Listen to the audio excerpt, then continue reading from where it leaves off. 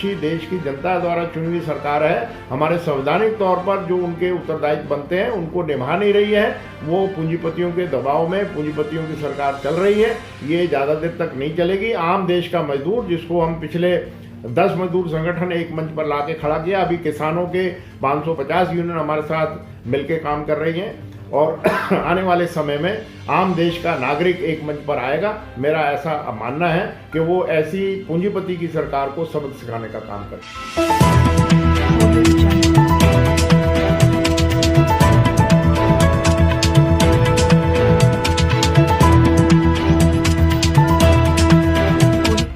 इस news channel पर जो भी वक्ता ने कहा वो उसकी अपनी राय है, जिसकी पुष्टि नेशन न्यूज इंडिया नहीं करता। धन्यवाद। नेशन न्यूज इंडिया चैनल में आपका हार्दिक स्वागत है। आज हमारे बीच में ऐसी शख्सियत नाम की मोहताज नहीं है। हमारे बीच में हरभजन सिंह सिद्धू जी, जो कि हिंद मजदूर सभा के राष्ट्रीय महामंत्री हैं। सर, जिस तरीके से जो लेबर के कानून थे, जो लेबर एक्ट था, उस पर दिन पर दिन सरकार संशोधन कर रही है या उनके बदलाव कर रही है। सर, आपका क्या मानना है मजदूरों के प्रति? देखिए, ये एक बहुत ही आज़ाद देश के अंदर बिना मजदूरों के नुमाइंदों से बात किए हुए, जो अंग्रेजों के ज़माने से लेकर जब हमारा देश ब्रिटिशर रूल कर रहा था, वहाँ से संघर्ष करने के बाद जो हमारे हिंदुस्तान के ट्रेड यूनियन मूवमेंट ने जो वर्कर के हितों के लिए, कर्मचारियों के हितों के लिए श्रम कानून बनवाए थे, 44 श्रम कानून, उनको इस सरकार ने पूंजीपतियों के दबाव में आकर वो बदल दिया, क्योंकि पूंजीपति चाहते हैं कि उनको फ्री हैंड मिल जाए, उनके ऊपर कोई लेबर लॉ लागू ना हो, कोई भी देश के अंदर इंस्पेक्शन लेबर मिनिस्ट्री की ना हो, उनको फ्री हैंड दें, 12 घंटे 14 घंटे काम लें, उनको मिनिमम वेज भी ना वो दें, और वो बंधुआ मजदूर की तरह कैसे काम करें, जब जी करे उनको नौकरी पे रखें, जब जी करे उनको निकाल दें। ये सरकार ने उनके दबाव में आकर बिना किसी मजदूर संगठन से पहले बात किए हुए ये सारे के सारे उन्होंने 4 कोड बना दिए गए हैं, और उसके ऊपर रूल भी बना दिए गए हैं। अभी उसको लागू नहीं किया है, परंतु देश का बंधुआ मजदूर हमारा जो अंग्रेजों के ज़माने में, उससे भी बदतर ये कोड बनाए गए हैं। ये आने वाले समय में देश के अंदर बहुत बुरा असर होगा इसका, और देश का उत्पादन गिर जाएगा। देश के अंदर बेरोजगारी आ गई, बहुत आसमान पर छू रही है। तो लिहाजा ये पूंजीपतियों के दबाव में सरकार को काम नहीं करना चाहिए। जो इनके मैनिफेस्टो में आम देश के नागरिक से इन्होंने जो वायदे किए हैं, उन वायदों को पूरा करना चाहिए।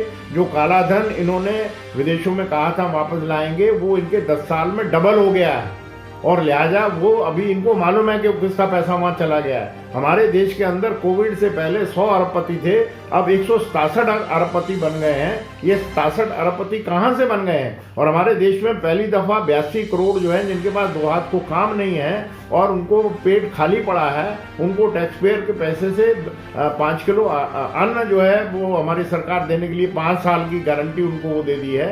ये किस तरीके की सरकार है? ये पूंजीपतियों के दबाव में अगर ये सरकार काम करेगी तो देश का नागरिक इतना नासमझ नहीं है। देश के नागरिक को आप जात पर, धर्म पर बांटने का काम ना करो।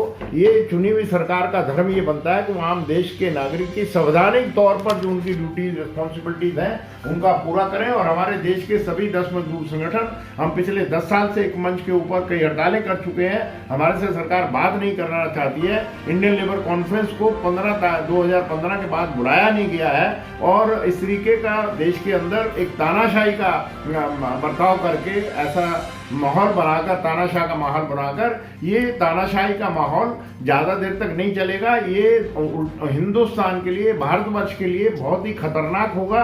जो अंग्रेजों के ज़माने में हमारे देश की तरक्की नहीं हुई थी, लोग बाग गरीब पड़े हुए थे, वही ज़माना वापस घूम के आ गया है कि हमारे चंद पूंजीपतियों ने हमारे देश के अंदर जितनी भी वेल्थ है उसको 80-90% जो है वो अपने हाथ में ले गए हैं, और जो हमारे 10% देश का नागरिक है वो पूरे के पूरा उस 10% की वेल्थ के ऊपर जी रहा है। तो इस तरीके का देश के अंदर वातावरण बनाने की सरकार कोशिश ना करे।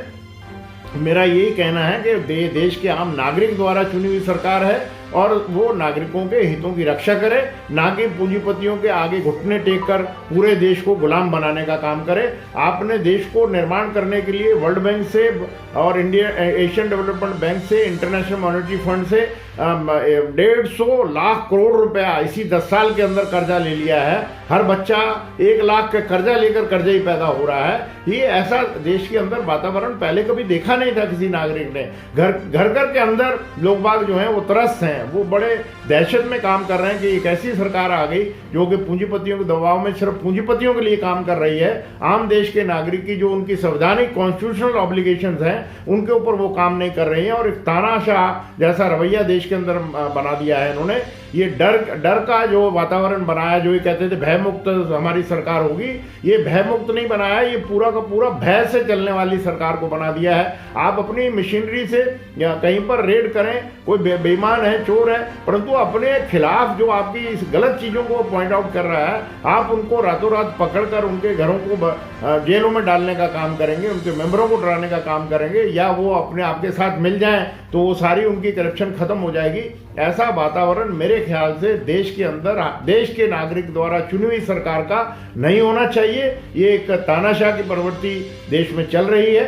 इसके ऊपर आज नहीं तो कल देश का जो नागरिक है वो जागेगा और इनकलाब आएगा और इन चीज़ों के खिलाफ, अंग्रेजों की अगर हमने गुलामी को 250 साल के बाद तोड़ के बाहर फेंक दिया था, ये भी गुलामी जो है वो आने वाले समय में जाएगी।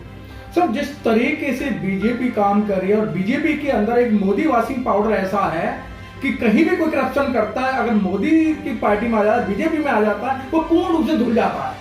देखिए साहब, बीजेपी ने मैं कभी ऐसा वातावरण बीजेपी ने मैंने नहीं देखा था। बीजेपी सरकार जब अपोजिशन में थी वो बाकायदा करप्शन के खिलाफ बोलती थी, अपने स्वदेशी प्रोडक्ट को प्रमोट करती थी, विदेशी चीज़ों के खिलाफ आवाज़ करती थी, नौकरी दिलाने का काम करती थी, आम नागरिक के हकों की रक्षा की बात करती थी, वो विदेशी पूंजी के खिलाफ थी।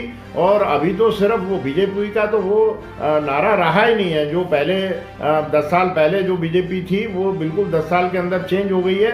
मेरे को ऐसा लग रहा है कि बीजेपी के अंदर जो अच्छे देशभक्त हैं उनका दम घुट रहा है और वो डर की वजह से जो वातावरण उन्होंने पॉलिटिक्स में आकर कुछ अगर पैसा वैसा उनके पास आ गया है, धन कमा लिया है, वो उस ईडी से डरकर, सीबीआई से डरकर विद इन बीजेपी भी लोगों का दम घुट रहा है। मेरे ख्याल से जो बीजेपी ओरिजिनल थी, जो अपने आप को वो कहती है कि हम देशभगत हैं, आम नागरिक की सेवा करने के लिए हमारा प्रोफेशन जो पॉलिटिक्स है, वो उनकी आत्मा को जगाएं और अपनी आत्मा से बात करके वो खुल के सामने आए। पूंजीपतियों की इस तरीके के दमन की जो नीतियां सरकार बना रही है उनके खिलाफ वो खुल के सड़कों पर आए, जैसे पहले कभी आम देश के नागरिक के हितों के लिए सड़कों पर आते। सर, जिस तरीके से आपने कहा है कि उनके एक आत्मा है या नियत है और उनके मंत्री सरेआम सब झूठ बोल रहे हैं। अभी आपने देखा कि रेल मंत्री जी कह रहे हैं कि हम रेल को प्राइवेट नहीं होने देंगे, सारा रेल बेच दिया गया, सारा स्टाफ बेच दिया गया और प्राइवेट रेलें चला रहे हैं। सब झूठ बोलने में किसी तरीके से वो एक अपने फीलिंग नहीं ला रहे हैं। देखिए, ये एक तानाशाह की प्रवृत्ति है। हमारे माननीय प्रधानमंत्री जी ने भी हमारा जो DLW लोको वर्कशॉप है वाराणसी में, जहाँ पर इनकी कॉन्स्टिट्यूंसी है, वहाँ पर प्रधानमंत्री जी ने खुद भाषण में कहा था कि मैं रेलवे का प्राइवेटाइजेशन नहीं होने दूंगा। ये लोगों को गुमराह कर रहे हैं आपको, वो गुमराह जो करने वाले उनसे सावधान रहें। और हमारे रहते हुए देश के अंदर कोई भी पब्लिक यूटिलिटी सर्विस जो है वो प्राइवेटाइज नहीं होगी, चाहे वो रेलवे है, चाहे वो डिफेंस का काम है, चाहे वो रोडवेज का काम है, चाहे वो बैंक है, चाहे वो इंश्योरेंस है। जो आम नागरिक की सेवा के लिए जो चीज़ें बनी हैं, सरकार ने बनाई हैं, वो पूंजीपतियों के मुनाफा कमाने वाले हाथ में नहीं जाएगी। इसका हमने बहुत स्वागत किया था, परंतु पिछले 10 साल के अंदर पूरी की पूरी भारतीय रेलवे के अंदर सारे जितने स्टेशन हैं, जितनी कॉलोनियाँ हैं, जितने वर्कशॉप्स हैं, उनका मैन्युफैक्चरिंग जो है बड़े बड़े पूंजीपतियों को, विदेशी पूंजीपतियों को कौड़ियों के भाव में बेचा चला जा रहा है। ये एकदम मैं समझता हूँ कि ईमानदारी वाली सरकार का काम नहीं है।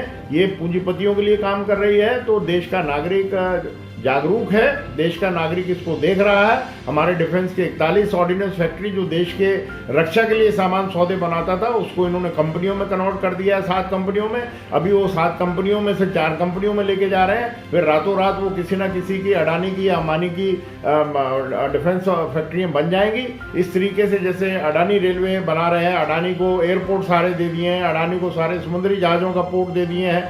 ये कोई एक आदमी की जागीर नहीं है। हिंदुस्तान आम देश के नागरिक की जागीर है और आम नागरिक जो है वो बहुत ही सजग और समझदार है। वो अपनी जागीर को बिकने नहीं देगा। और अगर किसी की नासमझी है, कुछ समय अपनी ताकत को मिसयूज करके आवाज़ को दबाया जा सकता है, अपने मुताबिक जो गलत काम है उनको सही कहा जा सकता है, परंतु ये ज़्यादा देर तक, ज़्यादा समय तक ऐसी चीज़ें नहीं चलेंगी। ये मेरे ख्याल से इनको समझ आनी चाहिए। और जितने भी राजनेता हैं उनको देश के हित में, देश के नागरिक के हितों में जो हमारा संविधान बोलता है उसके ऊपर काम करना चाहिए और सबको अपने खुलकर इन जातियों के खिलाफ ऐसी सरकारों के विरुद्ध जो है वो वोट करना चाहिए। सर, आपको इंडियन या आपको विदेश के लोग भी देख रहे हैं नेशनल मीडिया के माध्यम से, और जो लेबर है जो त्राही कर रही है, या जो मजदूर है वो त्राही कर रहे हैं, कर्मचारी त्राही कर रहे हैं, सर उनके लिए क्या संदेश है? मेरा तो यही है कि देश का जो आम कामगार है वो कामगार अपनी यूनियनों को मजबूत करे, क्योंकि उनके मिनिमम वेज हमारे 8,000 से ज़्यादा कोई तनख्वाह देने के लिए पूंजीपति तैयार नहीं है। और रातों रात जो है वो अरबोपति बनना चाहता है। और वर्कर के हित को, जो उसका राइट है, जो देश का निर्माण करता है, जिसके खून और पसीने से देश का निर्माण होता है, उसके हक को वो देना नहीं चाहते हैं। आज की महंगाई में मेरे हिसाब से हर एक नागरिक को, आप और मियाँ बीवी और बच्चों को पालने के लिए कम से कम 30,000 रुपया मिनिमम वेज मिलना चाहिए उसको। सरकार 2015 से इन इश्यूज़ पर बात ही नहीं करना चाहती है। और 15 के बाद वो कहते हैं कि हमारा एक ही एजेंडा है, वो ease of doing business, ease of living के कहीं पर ध्यान नहीं सरकार दे रही है। तो ये सरकार के जो अच्छी देश की जनता द्वारा चुनी हुई सरकार है, हमारे संवैधानिक तौर पर जो उनके उत्तरदायित्व बनते हैं उनको निभा नहीं रही है। वो पूंजीपतियों के दबाव में पूंजीपतियों की सरकार चल रही है। ये ज़्यादा देर तक नहीं चलेगी। आम देश का मजदूर, जिसको हम पिछले 10 मजदूर संगठन एक मंच पर ला के खड़ा किया, अभी किसानों के 550 यूनियन हमारे साथ मिलकर काम कर रही हैं। और आने वाले समय में आम देश का नागरिक एक मंच पर आएगा। मेरा ऐसा मानना है कि वो ऐसी पूंजीपति की सरकार को सबक सिखाने का काम करेगा। सर बहुत बहुत धन्यवाद सर।